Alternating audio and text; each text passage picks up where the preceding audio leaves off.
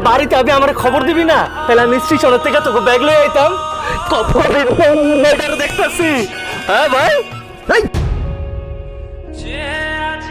এই ছোট লোক ফকিন্ডির বাচ্চা, তোর সাহস কি করে হয় সামান্য একটা কামলা হয়ে তুই নোংরা হাত দিয়ে আমাকে টাচ করিস? ভাইয়া, তুমি এটা কি করলা? নূর ভাইকে তুমি এইভাবে ধাক্কা মারলো কেন? কাজটা কিন্তু তুমি মোটেও ঠিক করো নাই। রকি যা করেছে ঠিক করছে। হ্যাঁ, তুমি যা করতেছো এটা ঠিক না। ঢাকা শহরে পড়ালেখা কইরা একটা চাকরের প্রতি এত দরদ দেখাইতে হবে কেন? তুমি চুপ করে আছো কেন? তুমি ভুলে যাও না, খান বাড়ির মেয়ে তুমি। মা, বাবা, তোমরা এসব কি বলছো? কামলা বলে সে কি মানুষ না? আর কামলা বলে তার সাথে এরকম আচরণ করতে হবে? আর নূর ভাই তো খারাপ কিছু করে নাই, ভাইয়া তো শুধু শুধু তাকে ধাক্কা দিল। আর আমি ঢাকায় পড়াশোনা করেছি বলেই না অন্যায়কে অন্যায় বলতে শিখেছি।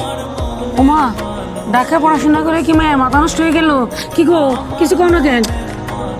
মামনি, এই সব বোঝার মতো বয়স অহনো তোমার হয় নাই। আমাদের খান বাড়ির ঐতিহ্য আমাকে মাইনা চলতে হইব।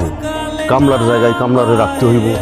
ওহো, তুমি অবশ্য ঢাকায় লেখাপড়া করছো, তো এই বাড়ির ঐতিহ্য সম্পর্কে অহনো তুমি পুরোপুরি বুঝা উঠতে পারো নাই।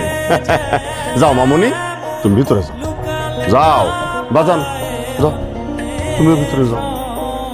চাচা, আমি ভুলে গেছিলাম, আমি তো এবারে কামলা। আসলে রকির ছোটবেলা থেকে কোলে পিড়ে করে বড় করছি, তো তাই ওরা দেখার পর নিজের হাত সামলে রাখতে পারি নাই। আর গরুরে খাওন দিতেছিলাম, তাই হাতটা নোংরা ছিল, খেয়াল করিনি। তুই আগে কি কইছস, কি ডাকছস, এটা তুই ভুলে যা। এখন তুই কথা কবি খান বাড়ির পোলা মাইয়ার লগে। হ্যাঁ, হেরা ঢাকা থেকে পড়াশোনা করে আছে, সম্মান দিয়ে কথা কবি। আগে সব ভুলে যা, এটা তুই মাথার মধ্যে ভালো করে ঢুকে রাখ। আরে শোন, আজকের পর থেকে আমাকে রকি ভাই বলে ডাকবি। মা চলো। আয় মা, ঘরে আয়।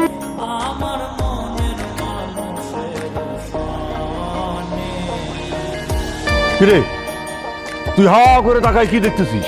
দেখলি না আমার ছেলে আর মেয়ে ঢাকা থেকে আসছে? যা বাজারে যা, বড় বড় মাছ নিবি, দেশি মুরগি, ভালো ভালো যা তোর চোখে পড়ে সবকিছু নিয়ে আসবি। যা তাড়াতাড়ি যা। সে যাইতেছে।